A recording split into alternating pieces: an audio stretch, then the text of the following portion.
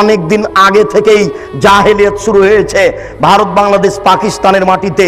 নইলে 20,000 লোক 22 বছর ধরে একটা কবর বানালো, 20,000 লোক 22 বছর ধরে একটা কবর বানালো। ও বাদশাহ শাহজাহান, আপনার বাপের টাকা 8 কোটি টাকা দিয়ে আপনি আগ্রার তাজমহল বানালেন। সেই কালে 8 কোটি টাকা দিয়ে সারা বাংলাদেশ ভারত পাকিস্তানের প্রত্যেকটা জেলাতে একটা ইসলামী বিশ্ববিদ্যালয় করা যেত। টাকা কার? কে জবাব দিবে? লালন শাহ নামে সেতু হলো কেন? কুষ্টিয়ার পাকশি সেতু হবে, আমার টাকাও সেখানে আছে।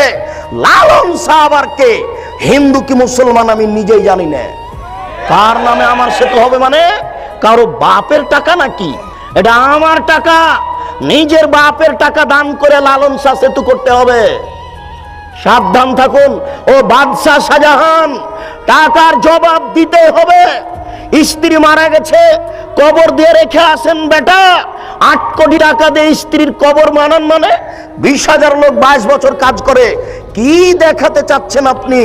ভাবছেন কি? কয়দিন সময়? সেই দিন আর বেশি দেরি নেই, যেই দিন অক্ষরে অক্ষরে বুঝাতে হবে টাকা কার। এসব টাকা কার? আশ্চর্য!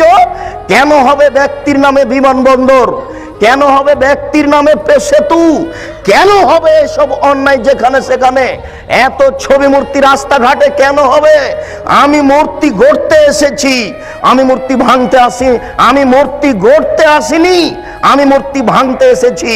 আমি মুসলিম চির রণবীর, আমি মরণকে করি না ভয়।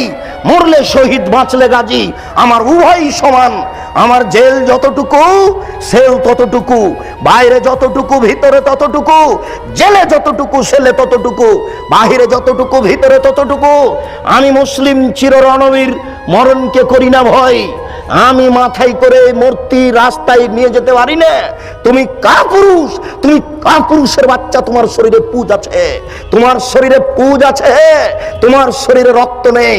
তোমার শরীরে যদি রক্ত থাকতো তাহলে এটা মুসলিম রক্ত, এটা হচ্ছে মুসলিম গোশত, এটা মুসলিম রক্ত, এটা মুসলিম গোশত, এটা হচ্ছে ইব্রাহিমের রক্ত।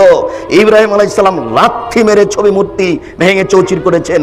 আমার নবী মুহাম্মদ সাল্লাল্লাহু আলাইহি সাল্লাম লাঠি হাতে করে কাবা ঘরে ঢুকলেন, ঢুকে বলছেন জাল হক এসেছে সত্য।